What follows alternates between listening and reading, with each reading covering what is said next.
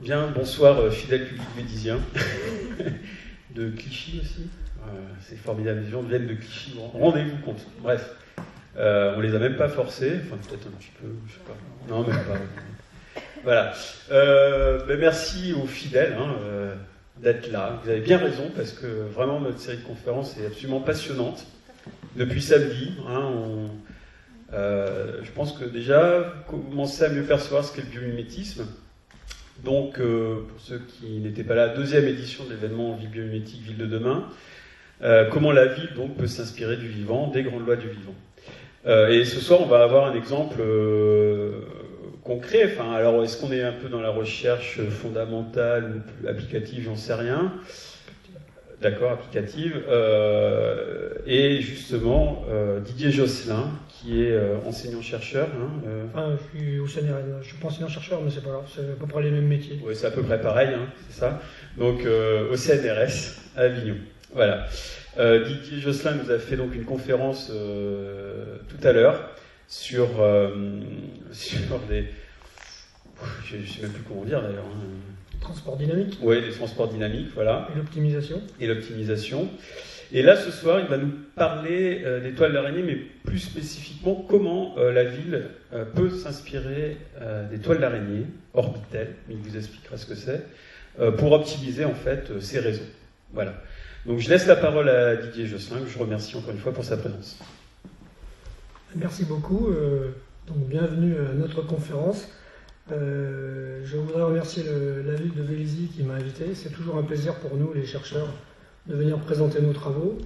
D'autant plus que voilà, on a des travaux qui ne sont pas aboutis, donc c'est à la fois un travail de discussion, de mise en perspective avec des personnes qui ont des approches complémentaires des nôtres, et souvent on est un peu la tête dans le guidon, donc je pense que c'est un exercice excellent et extrêmement, je dirais même salutaire pour la recherche, de toujours se tourner vers l'applicatif tout en conservant, si possible, les aspects fondamentaux que je vais essayer de vous faire partager.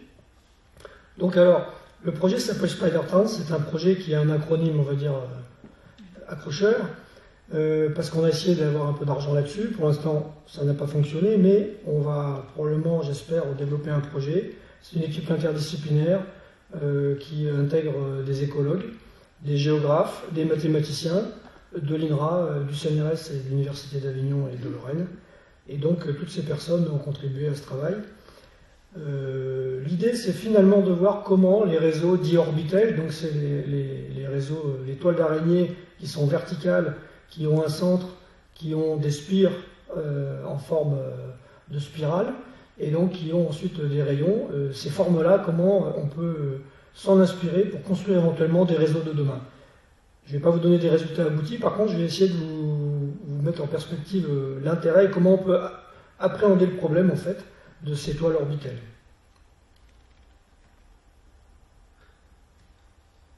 Alors un des premiers aspects qui m'a amené à monter ce projet avec les collègues de différentes disciplines, c'est par exemple le cas du Physarum plasmodium, qui est un champignon et qui, à travers une simulation assez simple mais extrêmement intéressante, a montré qu'on pouvait utiliser en quelque sorte les méthodes d'optimisation de la nature pour reconstruire des réseaux. Ici, par exemple, donc on a mis sur chaque tache jaune des nutriments pour le champignon, qui étaient en quelque sorte liés à la puissance d'émission des flux, l'endroit où sont localisés ces nutriments correspondent aux endroits attractifs de la ville de Tokyo, par exemple. Et ensuite, on a donc lâché, si je puis dire, le champignon, et le champignon s'est développé et a reconstruit, peu ou prou, on va dire, le réseau de Tokyo, en l'occurrence ici. On voit les écarts qu'il y a entre la théorie et la réalité, et finalement, c'est pas si mal. Pourquoi ? Parce que, quelque part, le champignon a une fonction d'objectif, qui n'est pas une rationalité humaine, mais qui est quand même une forme d'optimisation qui fait qu'il va avoir tendance à construire un réseau qui va maximiser les échanges entre les nœuds de cette espèce de graphique que vous avez, les nœuds étant les points, et vous avez des arêtes, et à travers ces arêtes, qui sont donc les tronçons qui relient ces nœuds, eh bien, le champignon va tisser un lien de façon à maximiser les échanges. Et donc, il va en fait avoir un rapport d'économie maximale, tout en maximisant l'accès finalement à la ressource, cette ressource étant, en l'occurrence, le réseau de nutriments. Donc c'était un exemple qui m'a lancé sur ce projet. Un autre exemple, c'est qu'un matin, je me suis réveillé et qu'est-ce que j'ai vu en face de ma baie vitrée? Une magnifique toile d'araignée avec la rosée, c'était magnifique. Et là, j'ai vu le réseau d'Avignon sous mes yeux et je me suis dit, faut qu'on aille regarder pourquoi il y a des liens. Et je vais vous montrer un petit peu ce qu'il en est. Donc si je continue dans cette démarche, en fait, on peut se dire aussi que nous, quand on cherche à optimiser, on a une vie assez courte, on a des méthodes d'optimisation, on a des équipes, on essaie de se passer le relais à travers les publications, mais elle, l'araignée, elle a la sélection, et depuis 300 millions d'années. Et bon, les araignées, heureusement, fort heureusement, ont réduit, mais il faut savoir qu'un petit peu comme dans Le Seigneur des Anneaux, en bas à droite, là, les araignées étaient assez énormes. Ici, vous avez une reconstitution des types d'araignées qui existaient au Carbonifère. Ça vous donne une idée, ça devait être dangereux de se promener au Carbonifère. Hein. Donc, l'idée, c'est que voilà, à travers toutes ces années, l'araignée a construit différentes méthodes. Il n'y a pas que la toile d'araignée orbitale, c'en est une. Mais finalement, elle a peut-être construit une forme d'optimalité, et c'est là-dessus qu'on va essayer de se baser, comme beaucoup d'autres choses aussi dans la nature, comme par exemple ici vous avez une libellule, la forme de la ramure, si je puis dire, de l'aile de libellule est aussi à une portée maximale, etc. Un autre exemple qu'on peut donner, c'est ce japonais qui a en fait construit des cordes sur son violon, pour son violon, qui sont à partir donc de la soie des toiles d'araignée, grâce à la résistance, et aussi ça donne un son particulier, très brillant, pour ceux qui jouent du violon. Je pense que ça doit coûter assez cher, mais c'est quand même une innovation, et on voit que finalement, la nature peut amener des choses intéressantes, à tous les niveaux, même artistiques, puisque dans certaines publications, il apparaît que ça peut être aussi dur que l'acier, voire même certains parlent de 5 fois plus dur que l'acier, ça dépend de la manière dont c'est tressé. Mais vous voyez les capacités de ce que l'araignée, au fil des années, peut construire comme type de matériaux ou d'approche qu'on peut essayer de réexploiter d'une certaine façon. Ici, par exemple, vous avez aussi des filtres à nuages. C'est bien dit, j'ai trouvé ça, mais aussi c'est ces filtres à humidité. C'est pour capter l'humidité, par exemple au Népal. Et donc, ça a été apparemment inspiré, au moins en partie, de toiles d'araignée qui ont cette capacité à retenir des gouttes, on le voit à gauche. Là. Et donc, en dessous, vous avez un peu un zoom sur le filet, et on voit qu'il y a des choses qui sont plus ou moins ressemblantes avec les toiles d'araignée, mais il y a une certaine régularité dans le tissu, et du coup, on arrive à retenir l'humidité.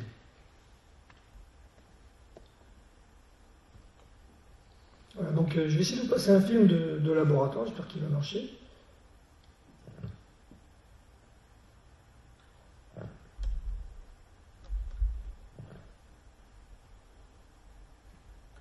Donc là, voilà, avec nos collègues, alors là, attention aux âmes sensibles, malheureusement, on y élève des mouches, et puis on les donne en pâture, si je puis dire, à l'araignée qui est au milieu, là, vous voyez, elle est sur sa zone de prédilection.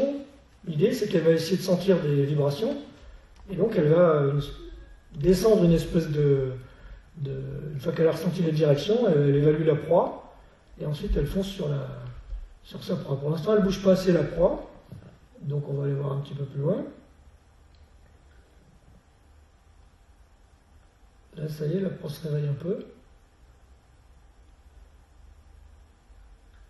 Pourquoi on a fait ça? Parce que dans la formation de la toile d'araignée, vous avez donc les rayons qui ne sont pas collants, et vous avez les spires, par contre, qui sont collants, et donc l'araignée peut se prendre dans sa propre toile, en théorie. Hein.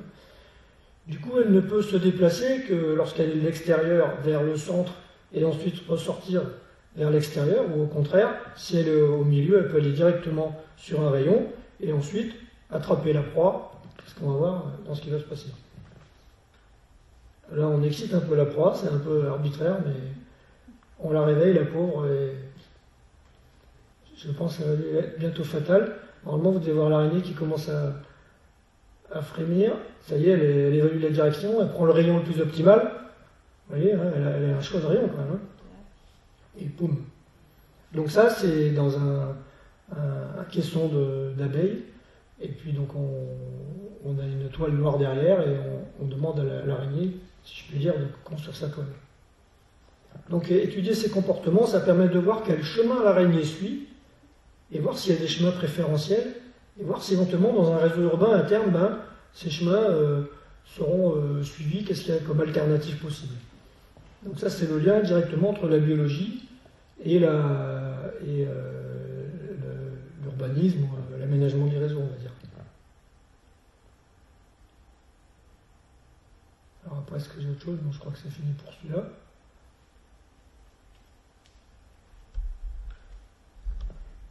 Il va juste falloir que je le ferme. Je vais peut-être en démarrer un autre direct.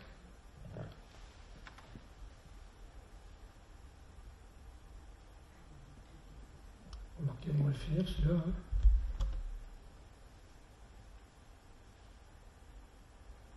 Donc elle le ramène au centre, elle en fait un paquet cadeau. Je pense que vous avez tous plus ou moins observé ça. C'est pas pratique.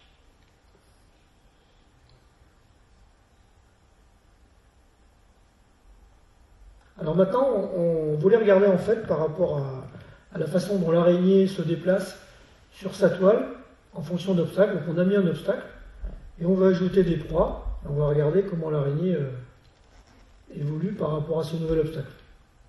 On met une proie derrière, puisqu'il est dit dans certaines littératures que l'araignée a de bons yeux, ce qui n'est pas tellement vrai, comme on va le voir ici, puisque normalement elle voit la proie, puisque le bout de papier est collé à ras la toile d'araignée. Pourtant, elle n'y va pas. Elle a même hésité, donc là elle est en bordure. Pourtant ça bouge plus que tout à l'heure, vous avez vu, mais le bruit est diffus, donc la vibration ne permet pas à l'araignée de prendre une décision sur le bon rayon qu'elle doit choisir pour aller saisir sa proie.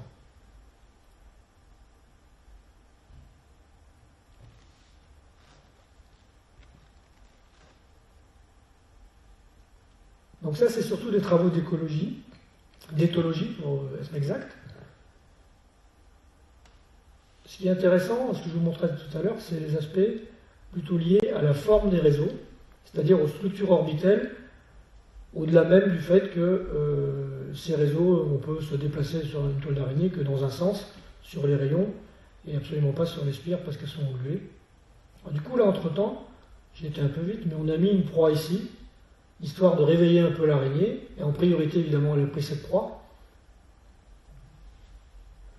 Et là, on va voir ce qu'elle fait par la suite, dans cette nouvelle configuration, où elle a maintenant deux proies qui sont stockées, et il y en a une troisième qui est derrière le bout de papier, là, et qui par contre commence à sortir un peu du champ. Donc on va voir normalement un petit changement de comportement, peut-être que j'accélère un peu.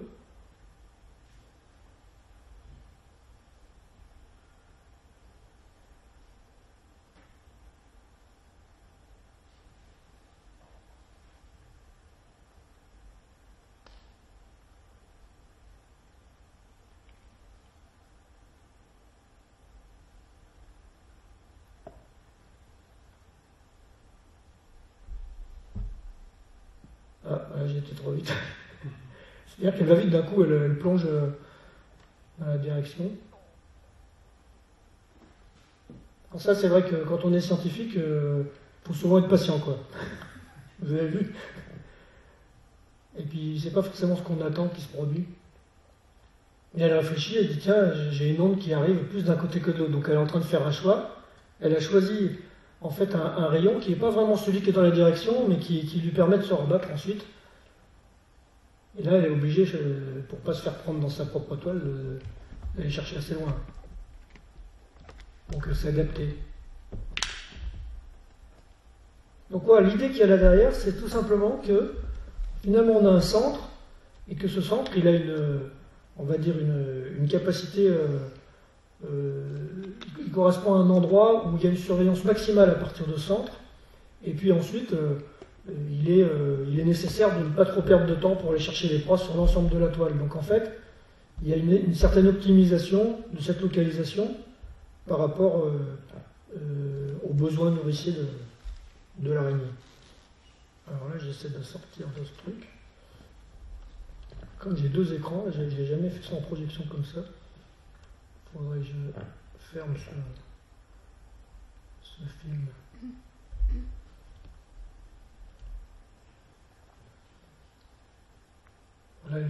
tout. D'ailleurs, vous avez vu comme la toile est abîmée, c'est pour ça que les araignées refont leur toile jour après jour, ça prend à peu près 1 heure à chaque fois.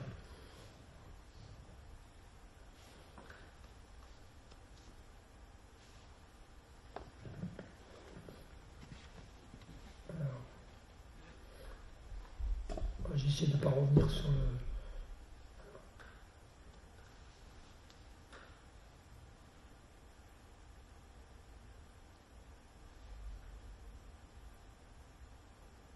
Ça y est, ouf.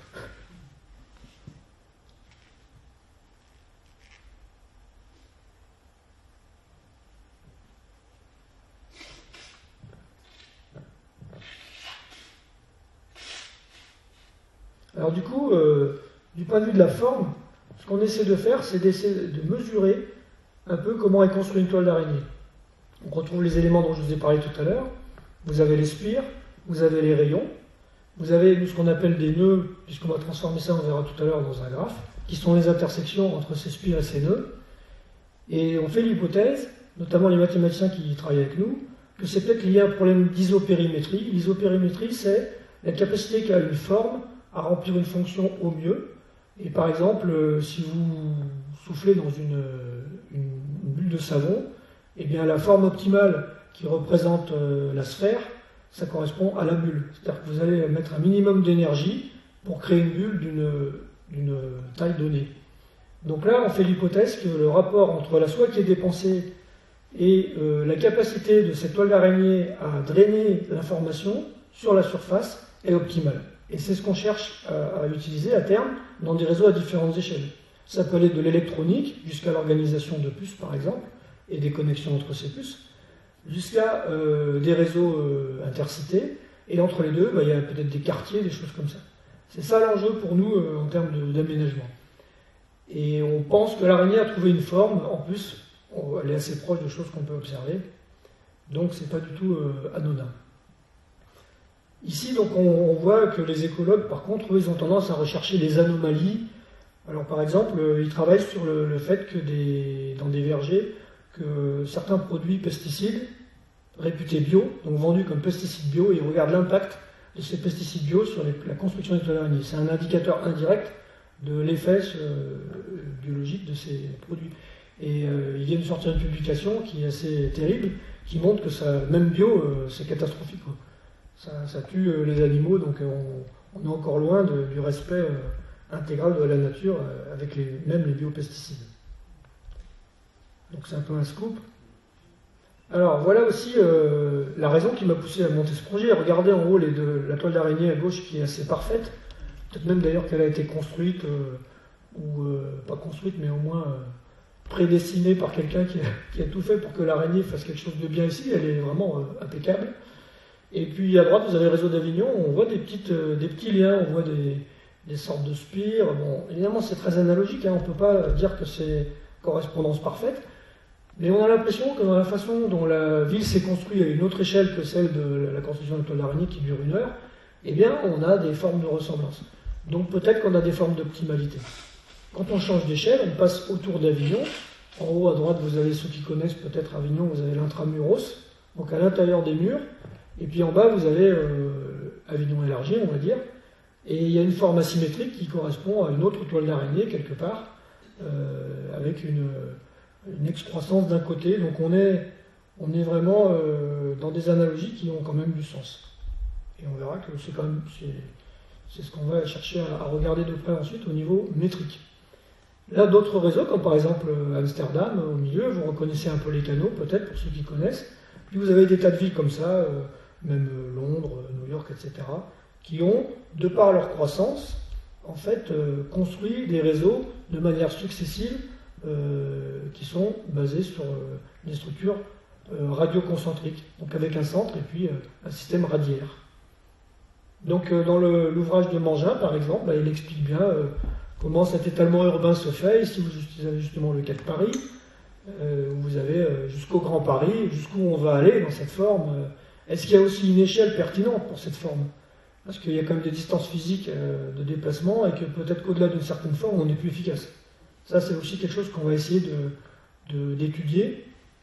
La relation entre la densité des réseaux, par exemple en regardant les toiles, comment elles sont faites, et justement, jusqu'où étendre la surface, parce que sur un réseau orbitel, donc avec un centre et des rayons comme ça, et des spires, plus vous vous éloignez, plus vous avez des grands trous, et plus vous perdez en connectivité, en facilité de déplacement vers la périphérie. Donc c'est à regarder de près jusqu'où on peut faire l'analogie avec ce modèle. Et il constate toujours, Mangin, que, eh bien, il constate également, pardon, que suivant les différents continents, c'est une tendance un peu lourde, chacun a sa méthode. On retrouve par exemple aux États-Unis les réseaux dits de Manhattan, qui sont dits aussi rectilinéaires, donc on a un découpage avec des petites cellules assez carrées, mais pas partout, mais c'est relativement fréquent aux États-Unis par exemple. Un système mixte en Asie, puis en Europe, c'est un peu moins organisé, mais on a quand même une structure basée toujours sur un centre, là où il y a les aménités, les facilités, et puis autour, d'autres fonctions, ce que justement Mangin appelle la ville franchisée, la partie périphérique, qui finalement utilise le centre, mais n'en a pas, d'une certaine façon, les inconvénients. On retrouve ces formes orbitales si on oublie l'idée de spirale. On prend des cercles concentriques successifs et on réduit un peu le modèle parce qu'on n'a plus la continuité de la spirale, mais bon, on s'en approche. Eh bien, on voit qu'il y a plein de modèles qui sont basés sur cette approche-là. Pourquoi? Parce qu'au centre, on peut voir partout, de partout, on peut voir au centre, et de partout sur la surface, on peut voir partout d'une certaine façon. Ici, en plus, en 3 dimensions, c'est encore plus vrai, notamment dans les théâtres, etc. Il y a aussi les kiosques qui sont basés sur ce type de structure. Les héliosats aussi, vous voyez, le principe de l'héliosat, c'est que, je ne sais pas si vous connaissez éventuellement, c'est le fait que donc vous avez un miroir qui va concentrer l'énergie à partir, des miroirs qui vont concentrer l'énergie, et c'est comme ça que l'énergie va être ajoutée d'une certaine façon, avec dans la parabole qui est à gauche ici. Et on voit que aux États-Unis, par exemple, alors on en a en France, mais aux États-Unis, il y a des structures évidemment gigantesques d'héliostats où vous avez cette approche avec toujours ce centre, ou alors un centre en quelque sorte périphérique, si je puis dire, qui est une sorte de hub, et puis le centre à droite qui correspond à la réception, où là il y a plusieurs probablement récepteurs de rayons, et donc il y a une forme vraiment optimale là de collecte de l'énergie. Donc peut-être qu'on pourrait voir comment des réseaux de collecte d'eau, d'évacuation des eaux usées peuvent se calquer sur ce type de choses. Et c'est pas du tout anodin, parce que le coût des réseaux, c'est énorme. La construction du moindre kilomètre d'asphalte, ça coûte excessivement cher. Donc la moindre économie là-dessus, si elle arrive à construire des quartiers qui sont vivables, on va dire, et agréables, eh bien il faut en tenir compte. Là ici, il y a des analogies dans la littérature, j'ai trouvé des choses qui ne sont pas vraiment liées à l'orbitel, mais qui sont très proches finalement, des formes de feuilles, des oursins fossiles, des choses comme ça. Toujours cette forme, tout ce qui est autour d'un centre et d'une périphérie. Alors, je ne dis pas que c'est la forme idéale, la preuve c'est que par exemple Marshall, en 2005, a fait un ouvrage où il nous raconte toutes les formes qu'il a pu trouver dans la littérature, et même des formes plus théoriques. Et donc là, voici une petite part pour vous montrer la variété de ce qui existe, et que finalement, entre le système en bas à gauche, un peu à l'américaine, jusqu'au système européen, plus dans la partie à droite, vers le milieu, on a une foultitude de réseaux qui peuvent exister. Alors, quelle est la place justement du réseau orbitel là-dedans? À savoir, quand on a fait l'état d'art dans la littérature, on a trouvé très peu de références sur des réseaux physiques orbitels, sauf une qui en faisait vraiment état. Quand je dis physique, c'est des réseaux de transport urbain. Là, une autre illustration de la variété de ce qu'on peut trouver dans les réseaux, qui montre que, c'est pas le modèle dominant, donc ça prouve que, en fonction, la forme orbitale n'est pas la forme dominante, en fonction de l'histoire, en fonction de là où sont les ressources, l'eau, la topographie, et bien évidemment, tout ça est contraint. Donc, nous, on va plutôt chercher à rechercher dans l'étoile ce qu'on peut rechercher, ce qu'on peut récupérer comme forme, comme optimalité dans les propriétés de cette toile, pour faire de l'optimisation de réseau. Et on va pas de manière, concrète ou directive, appliquer forcément des formes orbitales. Donc ce qu'on fait dans les laboratoires, on va modéliser ça.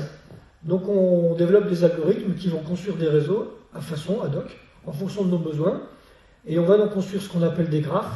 Un graphe, c'est une représentation mathématique des réseaux, comme on a dans les systèmes d'information géographique. D'ailleurs, mon laboratoire est spécialisé là-dedans. Donc vous voyez, par exemple, ici en bas à gauche, on a un système d'information géographique, qui est d'ailleurs gratuit, qui s'appelle QGIS, que certaines collectivités utilisent, pour représenter des réseaux, de tout, hein, du cadastre, etc. On a un langage de programmation qui nous permet de faire ce qu'on appelle un plugin, donc un logiciel spécifique qui va permettre de générer ces toiles. Et puis ensuite, on a des simulateurs de flux, tels que NetLogo que j'ai montré cet après-midi, qui nous permettent de nous amuser à déplacer des agents sur ces types de réseaux pour voir justement quelles sont leurs propriétés en termes de drainage, de facilité d'accessibilité d'un point à un autre, etc. Et donc on va confronter ces réseaux à des réseaux théoriques. Donc ça, c'est plutôt la partie fondamentale de la recherche. On fait des réseaux qui sont épurés, et on va essayer à partir de ces réseaux de générer des lois, et après on va se retrouver face à la de réalité du terrain, où on n'a pas de place pour mettre nos réseaux orbitels, etc. Mais c'est comme ça qu'on avance quand même en partant du théorique.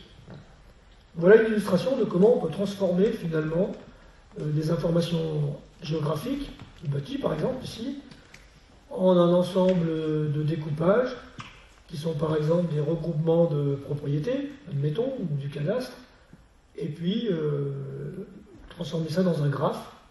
L'avantage d'un graphe, c'est qu'on sait qu'une intersection est connectée à un tronçon, et donc on peut calculer des plus courts chemins. Quand vous allez sur Google Maps, vous faites l'itinéraire, c'est ce qu'il fait. Il va vous calculer le plus court chemin, il ne le fait pas sur l'image, il le fait derrière des modèles qui possèdent ce type de structure mathématique. Donc on transforme cette information de cette façon. Ici, par exemple, ensuite il faut calculer la façon dont on va se déplacer sur le réseau. Ici, on a 4 approches différentes. En haut à gauche, l'équivalent du vol d'oiseau. Donc voilà, on considère qu'on va calculer une distance entre 2 points A et B, comme si on était un oiseau. À droite, c'est comme si vous étiez sur une ville comme Manhattan. Puisque vous n'avez pas de réseau direct pour aller de A vers B, vous allez prendre la route qui part comme ça, ensuite la route perpendiculaire, et vous allez atteindre votre point. Donc c'est ce qu'on appelle la distance rectilinéaire. L'araignée utilise les deux formes de dessous, qui sont par exemple la distance radiale, où vous allez partir de l'extérieur de la toile, si vous êtes une araignée, vous allez revenir au centre pour ne pas vous engluer, et vous allez repartir vers l'extérieur pour atteindre votre proie. Ça c'est pour le cas où l'araignée est dehors avec son fil et elle regarde où la proie va tomber. Et en bas à droite, vous avez la distance circumradiale, où là vous allez partir du centre et vous allez attraper votre proie, si vous êtes une araignée encore, comme on l'a vu tout à l'heure dans le film en fait. Donc vous voyez, il existe différentes façons de calculer tout ça, et dans votre rationalité, quand vous décidez d'aller quelque part, c'est la façon dont les arêtes vont vous permettre de vous déplacer, la vitesse qui est associée aux arêtes qui va vous faire décider de passer par le centre ou passer par l'extérieur. Donc la façon dont est construit le graphe, la façon dont vous allez donner des vitesses, la répartition des vitesses sur ces réseaux, même sur une toile orbitelle, a une influence énorme sur ce que vous allez générer comme flux. Et ça, les gens qui travaillent dans les transports, je pense, en sont largement conscients. Je voulais, avec cette diapositive, illustrer l'idée qu'on est capable aujourd'hui d'expliquer jusqu'à 70%, voire plus si on raisonne de manière plus fine, de manière non aléatoire, le nombre le flux qui va passer sur un tronçon de route en fonction de là où il est sur un ensemble routier en fait. Je m'explique, par exemple, on fait partir sur la carte d'en haut aléatoirement 50 individus et on les fait aller aléatoirement partout, donc ils peuvent aller dans tous les sens. On va compter le nombre de fois où chaque arc a été traversé par un individu, un arc étant donc un tronçon routier, et on fait la carte. Donc en haut, on n'a aucune information sur les flux. C'est uniquement la position du tronçon routier par rapport aux autres qui va déterminer sa capacité à recevoir des flux. Donc vous voyez l'importance de la structure dans la capacité du réseau à recevoir des flux. C'est ce qui explique souvent que les engorgements, ils ont lieu à certaines positions parce que justement elles sont stratégiques. Non seulement il y a beaucoup de gens qui y vont parce que, par exemple, les vitesses sont rapides de déplacement, par exemple, mais aussi parce que, d'un point de vue, comme on dit, topologique, c'est-à-dire organisation des réseaux, eh bien, ce tronçon-là, il est à un endroit où il y a une concentration d'arrivée des autres réseaux. Et pas qu'au degré 1, au degré n, tout se cumule. Et en bas, on a la réalité, donc c'est la ville de Besançon, là, on a la réalité des flux. Je sais que mon collègue, depuis, a fait des simulations encore meilleures en travaillant par quartier, c'est-à-dire qu'il a généré des simulations de flux aléatoires qui sont basées sur les quantités de population. Et là, on arrive à quasiment reproduire le réel. Donc ça donne un regard un peu différent sur déjà l'importance de l'aménagement routier, la façon dont, où est-ce qu'on va mettre les réseaux, quelle vitesse on va leur accorder, le poids énorme que ça sur la capacité de ces réseaux à absorber ou pas des flux et à contenir une mobilité par exemple. Et puis d'un autre côté, c'est inquiétant parce que ça prouve qu'il y a des choses qui sont inscrites dans les structures. Donc, ceci dit, nous on est basé là-dessus, sur cette idée que on travaille sur les réseaux justement pour voir quel degré de liberté on a dans leur aménagement en fait. Sur quoi on peut jouer, quel levier on peut jouer pour être bon ou pas, et quel est l'effet indirect qu'on peut obtenir. Donc là, par exemple, voici une dimension qu'on peut calculer, une dimension d'étalement, toujours dans les travaux de mon collègue Cyril-Jean Grandpierre, où il s'est amusé à calculer en fait le rapport entre la distance parcourue sur le réseau, donc celle que vous faites vous en prenant votre voiture pour aller de là où vous habitez vers votre lieu de travail, par exemple, et puis la distance à vol d'oiseau. Évidemment, plus ce rapport est proche de 1, et plus ça veut dire que vous allez directement au travail sans perdre de temps. Et plus il grandit, plus ça veut dire que vous avez fait des détours et finalement c'est moins efficace en manière. Donc vous voyez par exemple que dans les deux réseaux en question, on a une dimension d'étalement qui est assez variable selon la structure du réseau.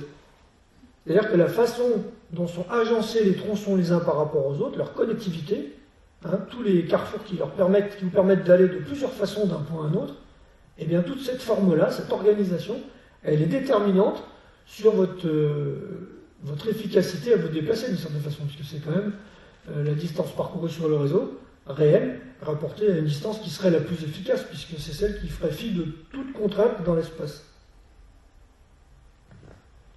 Ici, donc, Cyril a toujours fait des travaux dans sa thèse sur justement différents types de réseaux, et on voit que finalement, il y a des différences. On part par exemple de 1,2 au milieu, sur le cœur, on va jusqu'à 1,8, donc on a une marge de manœuvre, mais bon, on peut essayer de maîtriser ça. Et finalement, on a des moyens de regarder, au moins d'observer un réseau donné, qu'est-ce qu'il aurait comme capacité ou pas. Maintenant, revenons en termes de diffusion et de réception des flux. Maintenant, revenons sur notre distance d'étalement appliquée au réseau orbitel. Récemment, on a fait quelques calculs, donc ça c'est quelque chose qui n'est pas publié, mais qui montre que finalement, le réseau orbitel est pas mal du point de vue de sa capacité par rapport à la distance d'étalement, c'est-à-dire se déplacer sur le réseau par rapport au vol d'oiseau. Notamment ici, ce qui compte, c'est les deux courbes du dessous, qui montrent que là, ce qu'on a fait, j'ai fait varier alpha de 0 jusqu'à pi sur 4, qui correspond à la collade qui est là. Et on voit que finalement, le réseau orbitel, dans les courtes valeurs de alpha, c'est-à-dire plus on a de rayons, on est meilleur que le réseau de Manhattan. En revanche, dès qu'on a moins de rayons, le réseau de Manhattan devient meilleur en termes d'accessibilité. Donc c'est tout l'enjeu justement de ce que je discutais tout à l'heure. Quel est finalement le bon calibrage qui nous permet d'avoir une bonne forme spatiale de réseau urbain, par exemple, qui serait apte à minimiser la quantité de soies, parce que là, j'ai calculé les soies. Les soies, dans ce cas-là, c'est en fait la quantité de réseau, la distance de l'ensemble des réseaux, elle est équivalente des deux côtés. Mais finalement, jusqu'où on peut aller en termes de densification du réseau, tout en conservant une très bonne capacité à aller partout. Alors ça, ce genre de questions, c'est intéressant du point de vue, finalement, nous on se place par rapport à l'amélioration de la capacité des réseaux à aller partout. Ça va un peu à l'encontre de toutes les politiques de concentration, j'allais dire, urbaine, puisqu'en ce moment on cherche plutôt à éviter l'étalement urbain, et bon, ça c'est une discussion qu'on a souvent avec Cyril-Jean Grandpierre Par rapport à ça, on se demande si finalement ce type de forme-là, orbitelles, ne sont pas propices, comme on l'a vu dans les grandes mégalopoles, au contraire à l'étalement urbain. Et ça, c'est quelque chose qu'il va falloir aussi contenir, peut-être rajouter des sous-rayons à l'extérieur pour réduire la capacité à aller plus loin. Alors, on a une autre mesure qui peut être intéressante, c'est ce que Gutiérrez a développé en 1998, qui s'appelle l'efficacité. L'efficacité, c'est un peu l'inverse de tout à l'heure, c'est la distance à vol d'oiseau divisée par la durée réelle du trajet. Donc en fait, c'est un indice qui vous permet de relativiser en fait votre capacité à aller loin. C'est-à-dire que plus vous avez finalement, plus c'est efficace, et plus ça veut dire que vous êtes proche de la distance à vol d'oiseau en quelque sorte. C'est pour ça que c'est une sorte de vitesse qui est recalée sur l'idée du vol d'oiseau en fait. Donc on voit qu'en fonction des réseaux, on a des valeurs différentes, et il se trouve que dès qu'on rajoute des rayons, on le voit dans le modèle 3, eh bien on est meilleur dans l'efficacité. Donc ça rejoint justement l'idée qu'on va avoir tendance à pouvoir aller loin, vite, et si on ajoute à ça que dans l'aménagement, c'est souvent les routes périphériques qui sont plus rapides que vers le centre urbain, eh bien on va être d'autant meilleur qu'on va loin. Ce qui d'ailleurs nous pose le problème de l'aménagement justement de l'étalement urbain.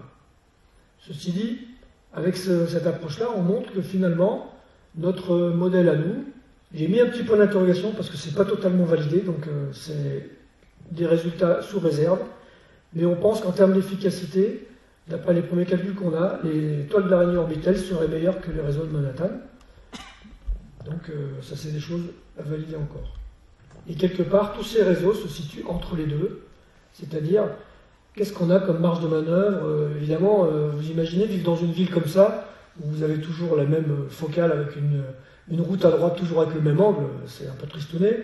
Donc voilà, il va falloir ajouter des choses dedans pour voir comment on peut dévier de ce modèle, s'il est excellent, reste à valider, s'il est excellent, jusqu'où on peut le modifier pour qu'il garde ses capacités tout en rendant les milieux agréables à vivre.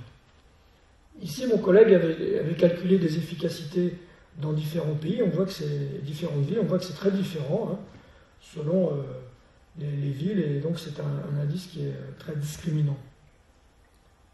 Alors maintenant, je vais basculer un petit peu sur un autre critère, c'est le développement durable. Donc c'est vrai que le thème étant quand même autour de le biomimétisme, je me suis dit, il faut qu'il y ait une dimension liée à tout ce qui est écoquartier. Donc c'était pas tellement mon domaine au départ, donc j'ai fait un peu de travail là-dessus, et je vais essayer de regarder dans ce qui existait dans la littérature par rapport aux écoquartiers, qui avaient des formes orbitales. Et j'ai presque trouvé pas loin en plus. Donc je pense que vous connaissez. Je vais rien vous apprendre. Qu'est-ce que c'est qu'un écoquartier? C'est un quartier qui a une sorte de volonté d'autarcie en quelque sorte, où on essaie de fournir l'énergie locale, on réduit du coup aussi les consommations énergétiques. C'est cette association entre consommation locale, réduction, optimisation, qui va permettre de rapprocher, de mettre en proximité l'offre, les besoins, en termes énergétiques par exemple, et l'offre.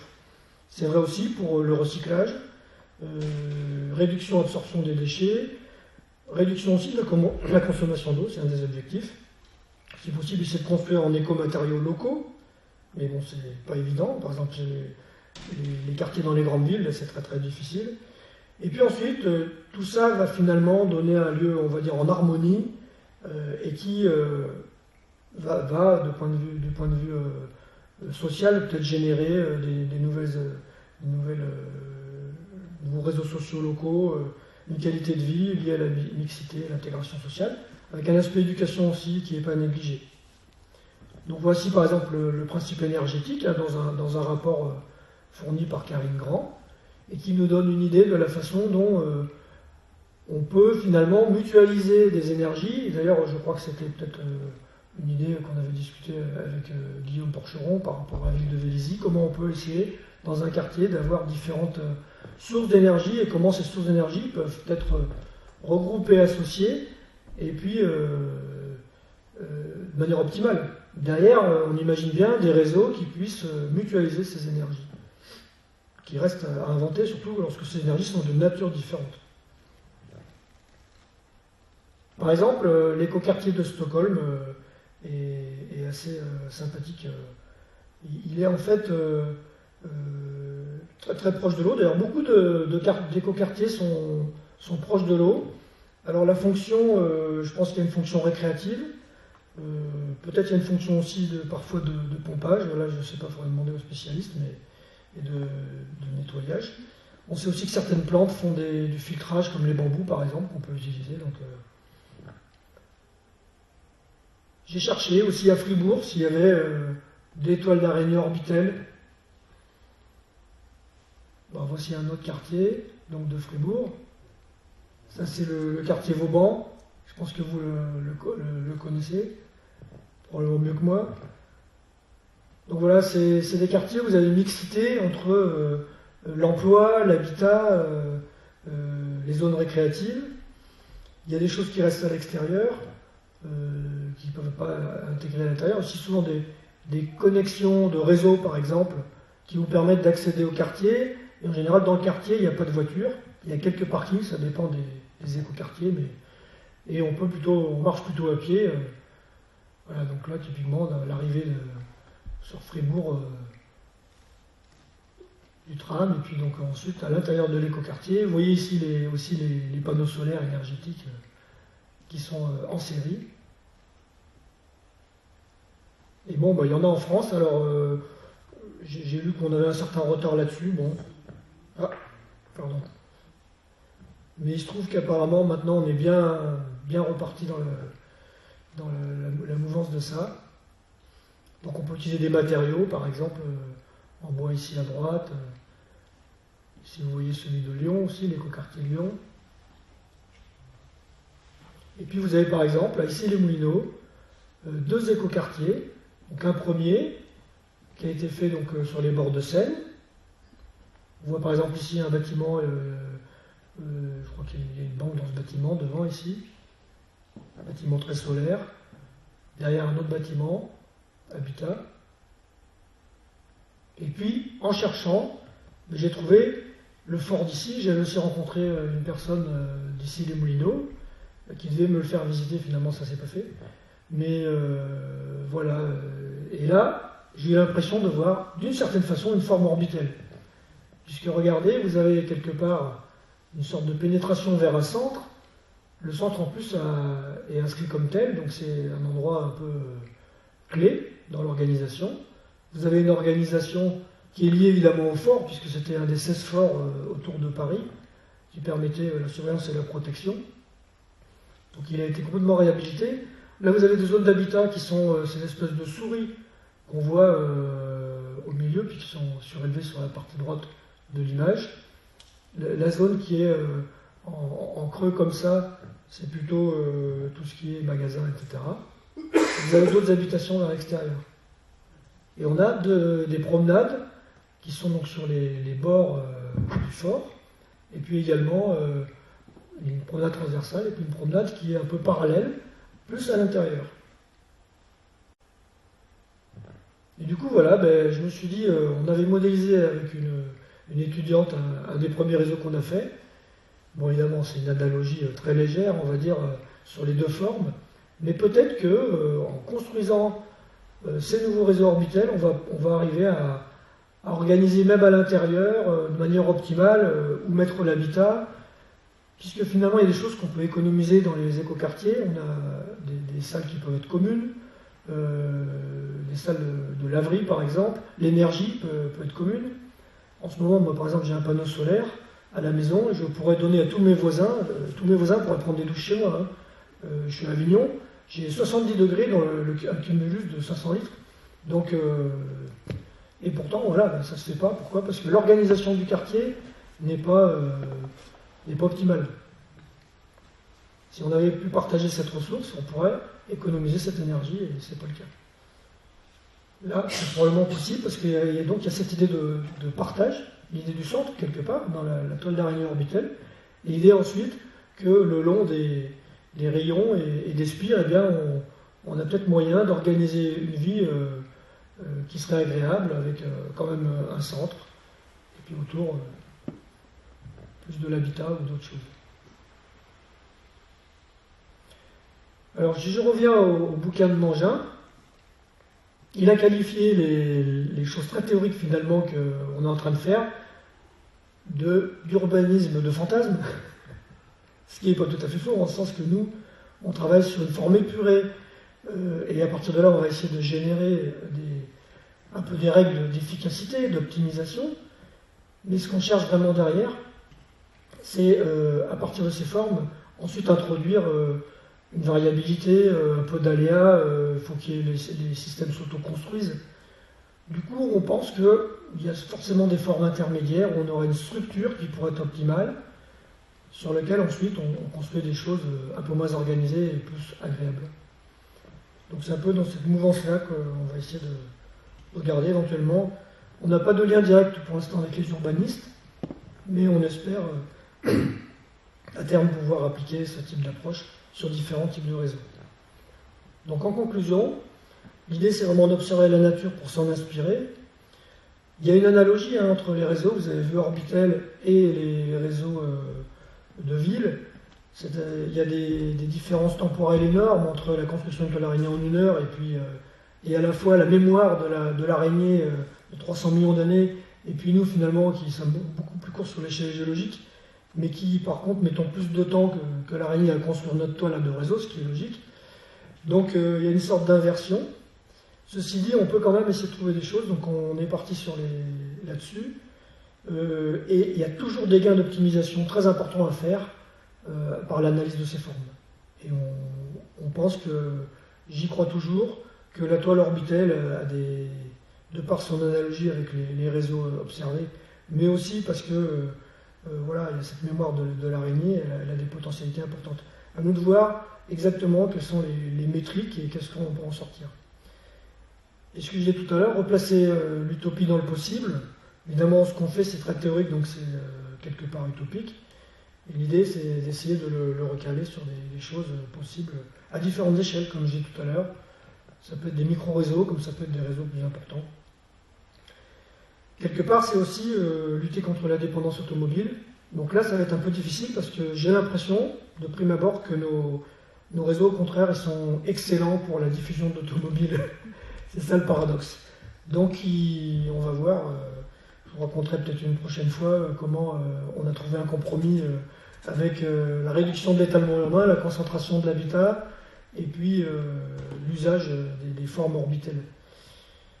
Ce qui est pour moi important par contre, c'est cette idée de centre et de périphérie. Si elle a une échelle qui est bonne, l'échelle du quartier par exemple, on peut imaginer que derrière il y a tous les réseaux sociaux de proximité, éviter les réseaux sociaux distants qui ont leur avantage sur les téléphones et tout ça. Mais bon, il faut renforcer les réseaux sociaux locaux plus humains, qui existent encore, mais il faut les développer. Et peut-être que ces écoquartiers, associés à des bons réseaux, optimum, qui permettent de réduire des coûts, etc., peuvent nous permettre de le faire. Et bon, moi, la question que je me pose, c'est l'éco de citoyenneté. Peut-être que vous avez des réponses là-dessus, mais est-ce qu'elle sera au rendez-vous? Et est-ce que on est finalement, on sera capable de vivre dans ces quartiers, ce qui ne vont pas être réservés que à certaines personnes plutôt aisées, etc., et que finalement on va continuer à défavoriser l'accessibilité de certains autres quartiers au détriment de ces quartiers un petit peu au top de la technologie et de ce qu'on peut faire. Donc voilà, et je vais essayer de mettre la musique, mais sans le... Je peux débrancher le jack sauvagement. Du coup, je vais mettre le son à fond. On peut faire un truc rock'n'roll, je mets le micro. Tu vois Bon, je sais pas si ça va donner, on va essayer.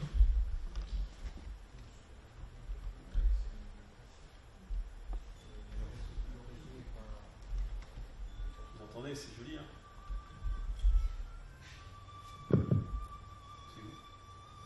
Là, derrière. C'est génial. Vous l'entendez? Ah bon, vous entendez?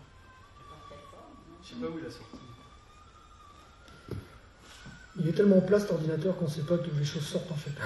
C'est pas orbital du tout, là. Ah non, c'est du Manhattan pur et dur. Ok. Et donc là, c'est avec sur la. Voilà, là il joue l'inventeur de la corde joue sur le. C'est un morceau qui est joué avec la corde de toile d'araignée.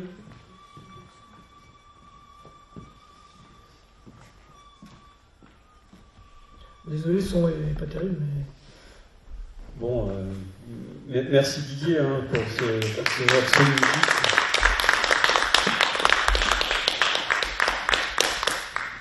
Bon, Didier, faut que je vous avoue quand même, j'ai pas tout compris, mais quand même, hein, c'est intéressant. Voilà. Enfin, ce que j'ai compris, c'est que l'écoquartier idéal, c'est qu'on pouvait venir prendre notre douche chez vous, quoi.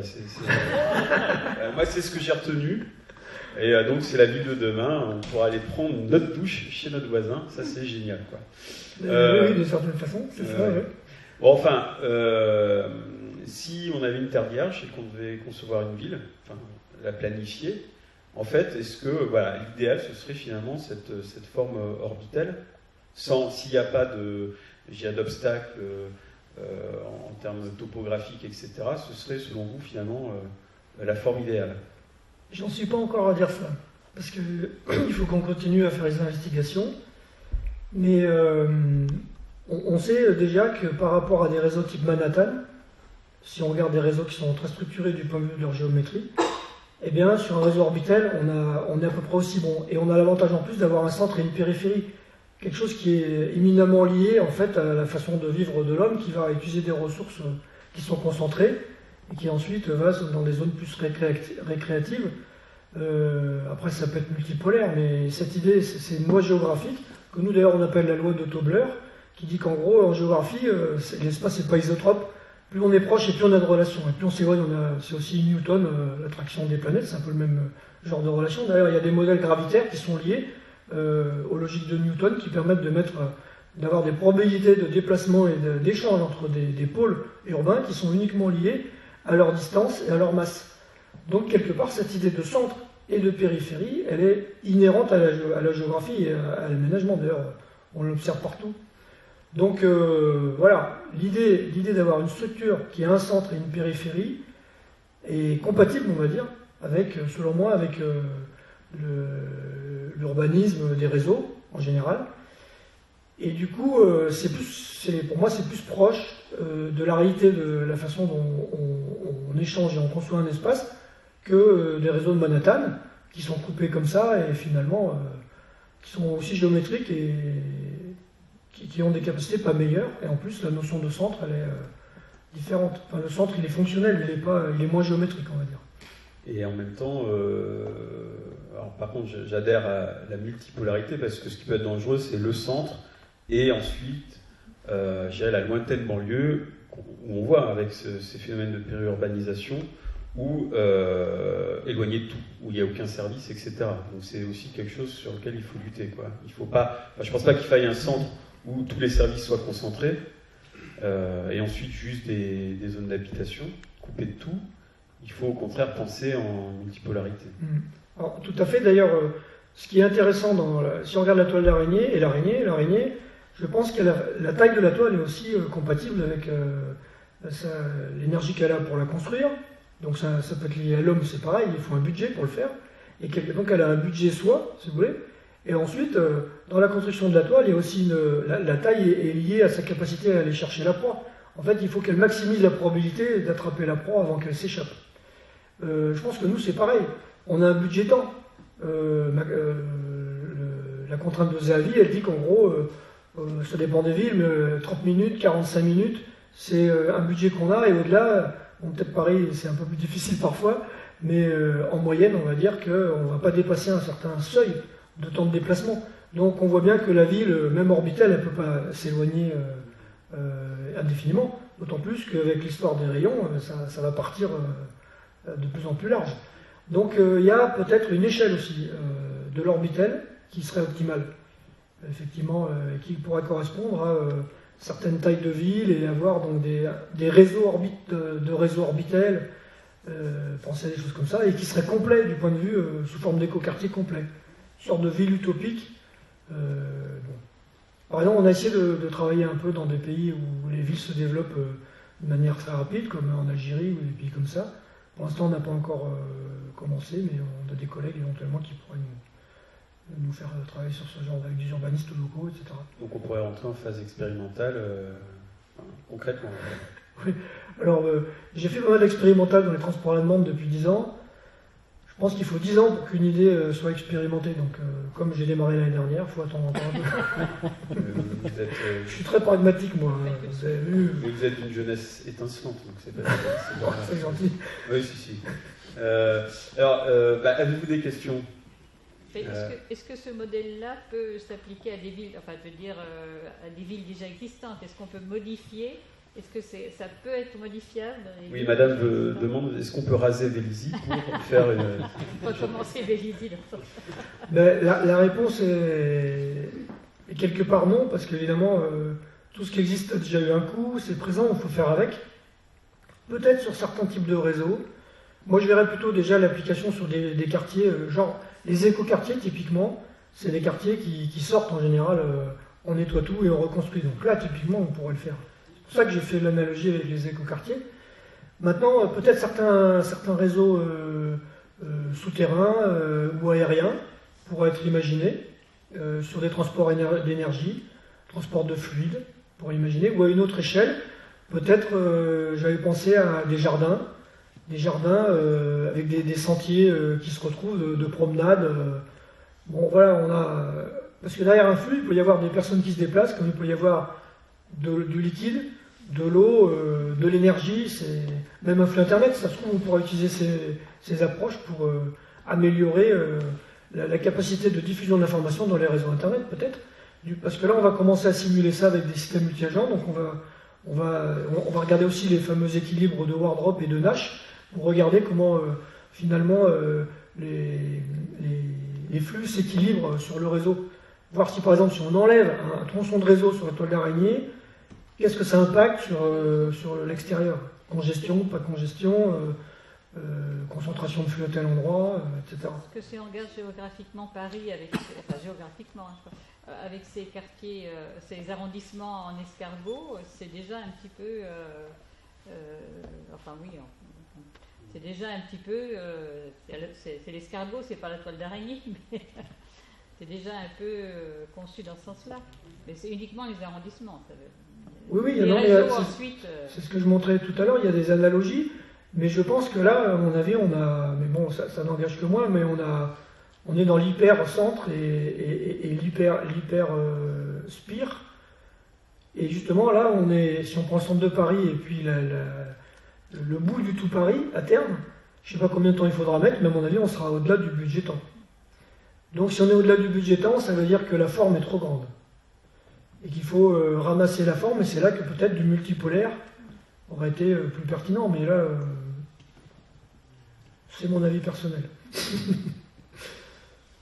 Jeune homme. Oui. Le réseau autoroutier a une forme toile d'araignée. Les autoroutes de France, ils sont ravis. Oui. Et tout autour, il y a des périphes.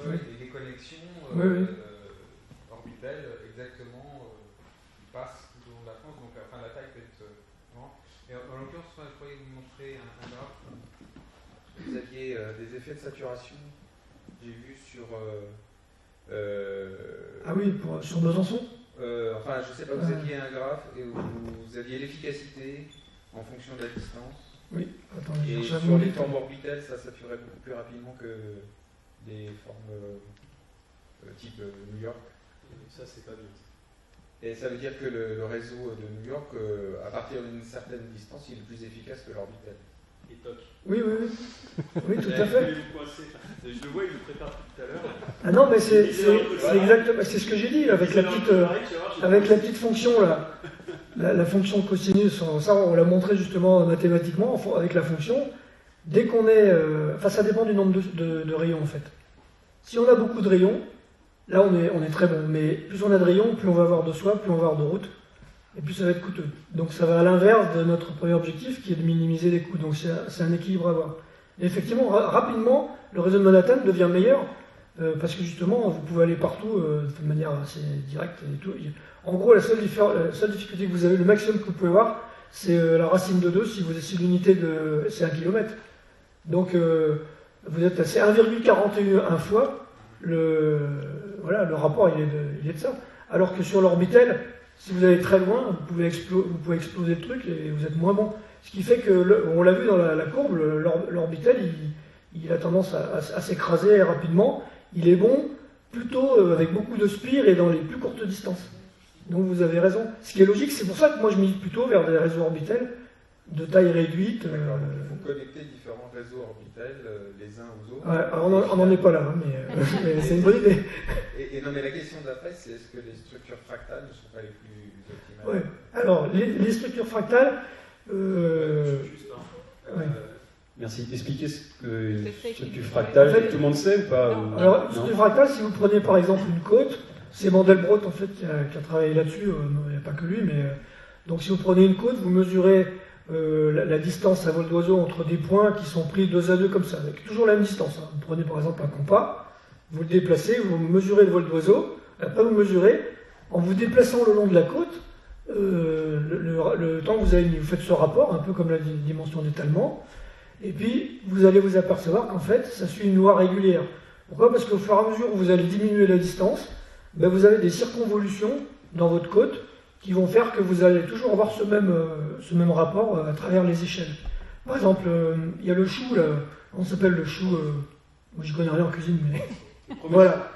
Là, vous le regardez, ce chou-là, il est exactement fractal. Vous avez un premier, si vous le regardez de loin, vous avez des espèces de dômes, comme ça, ou des pyramides, je ne sais pas comment on peut dire. Et vous le regardez de plus près, ben, vous avez des sous-dômes.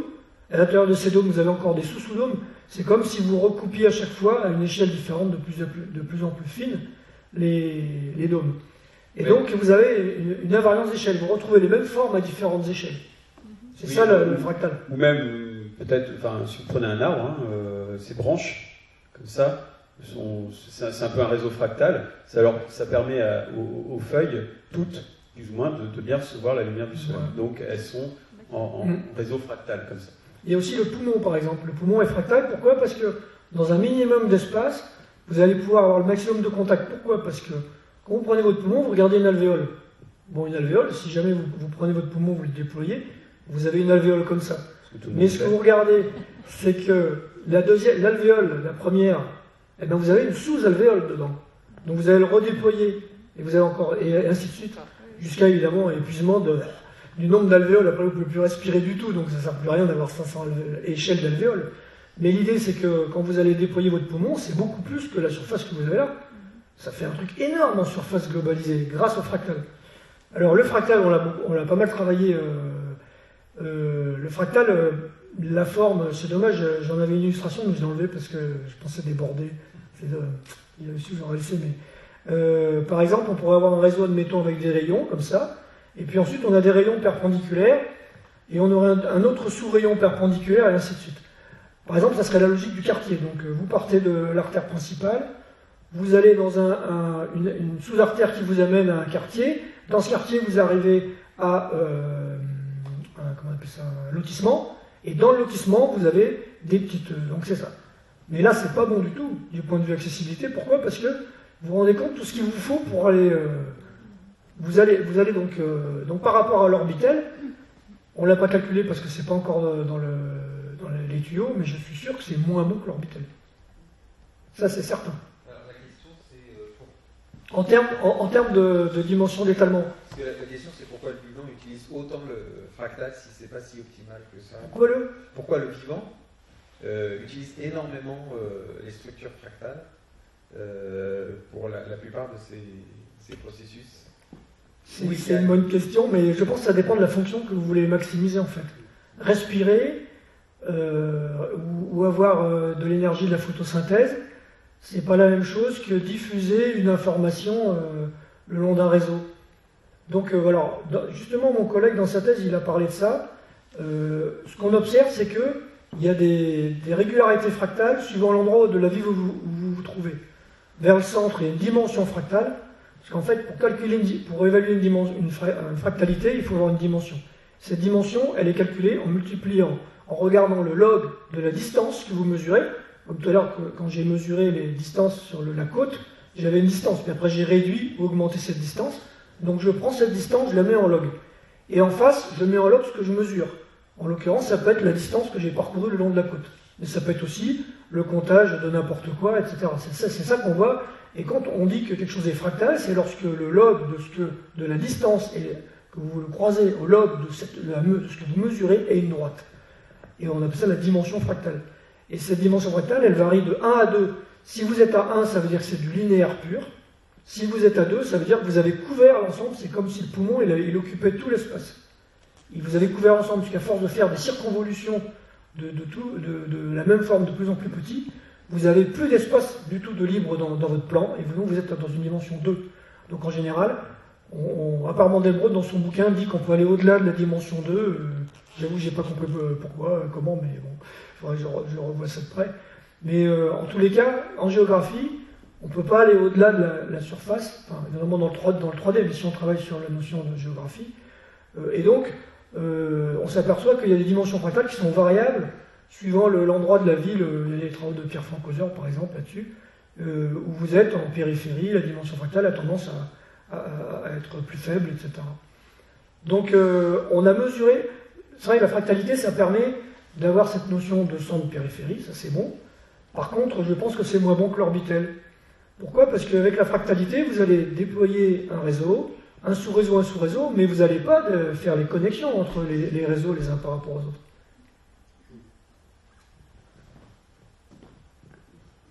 Voilà, ça t'apprendra. Voilà. Non, mais évidemment, après, vous pouvez mélanger du fractal, pas du fractal, bien sûr. Évidemment. Non, mais je ne veux pas non plus lui dire qu'il a tort. Non, parce que parce qu'il va mal dormir. Ça se discute, tout ça. Mais vous avez raison, il faut mélanger. Voilà, on aura le réseau optimal, peut-être. Oui, moi je pense que voilà, nous, notre boulot, c'est quand même de regarder ce qu'un réseau peut apporter. Donc on est obligé de faire toutes choses égales par ailleurs. On compare, on prend que de l'orbitel pur et puis on va voir ce que ça apporte.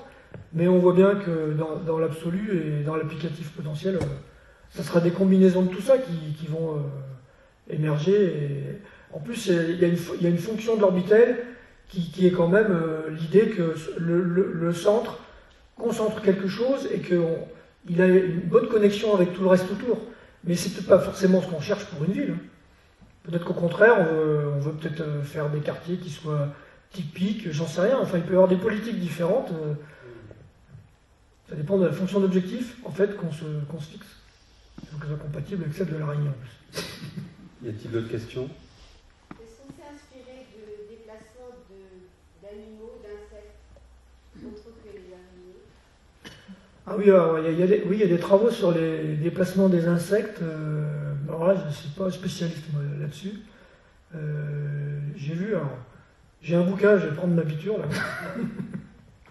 J'ai amené un livre, peut-être qu'il y a des choses dedans. Donc, Forme et croissance. Ah oui, c'est un super bouquin, ça. De Darcy. Ah, mais évidemment. Voilà, par exemple, ah mais tiens, oui. Ici, par exemple, voilà la libellule. Ça vous paraît clair? Voilà. Donc il décrit la forme des... Bon, ceci dit, bon voilà, c'est pas ma... Ah oui, voilà, c'est... voilà, parce que tu choisis Ouais. l'araignée, mais ça aurait pu être peut-être d'autres insectes qui ont aussi cette capacité à optimiser leur déplacement. C'était une question en fait qu'on s'est posée au moment où on a lancé le projet avec les gens qui travaillaient sur les... Parce que un des gars qui travaille sur les araignées, il est aussi spécialiste en vers de terre, et lui il a travaillé sur des réseaux de vers de terre, ah oui, mais en 3D en plus. Il y a des pervers quand même. Hein. Non, mais c'est hallucinant, le potentiel qu'il y a dans la nature, c'est hallucinant. Quoi. Il y a les taupes aussi, hein, les taupes. Et donc peut-être qu'il y a aussi on pourrait imaginer des réseaux, enfin bref, des nouveaux métros, enfin... Bon, sinon, ouais, non, c'est pas ma spécialité, je suis plutôt orienté géographie, transport, géomatique. Sur le biomimétisme, bon, bah, je me repose sur les spécialistes en écologie. Tout de suite, j'ai pas d'exemple. Si, dans l'expo, il y a un exemple avec la chauve-souris et puis c'est ça, non? Non, oui, ça c'était plus sur la forme, par rapport à l'avion d'Adler, c'est ça ouais. Non, par contre, oui, voilà, on monte le vol des étourneaux ou les bancs de poissons. Ah oui, sur les réseaux sociaux. Voilà, ouais, avec cette communication en temps réel, quoi. Et voilà. D'ailleurs, on a quelqu'un au laboratoire qui a travaillé là-dessus, et ils utilisent par exemple la théorie des jeux pour essayer de modéliser ça, et avec des règles d'évitement et à la fois de grégarité, qui font que le tout est plus que la somme des parties, comme c'est très bien écrit là-bas. Très bien. Bon, bah écoutez, s'il n'y a pas d'autres questions, je vous remercie. Et merci encore à Didier Josselin pour sa présentation. Merci d'être venu. C'était la dernière conférence. Demain, je vous invite à venir à Ravel, donc salle Rému. Il y a une projection. 2 projections des films d'Arte, documentaires d'Arte sur appelés Naturellement Génial, qui sont passés il y a 2 ans, je crois, sur donc comment on peut s'inspirer du vivant, donc sur nos modes de transport et sur l'architecture. Voilà. Donc 2 films d'Arte passionnants. C'est gratuit. Allez salle Rému, donc à partir ça commence à 20h. Vous êtes invités, c'est deux films qui font chacun 52 minutes. Voilà. Donc demain, 20h, salle Rému. Bonne soirée à tous.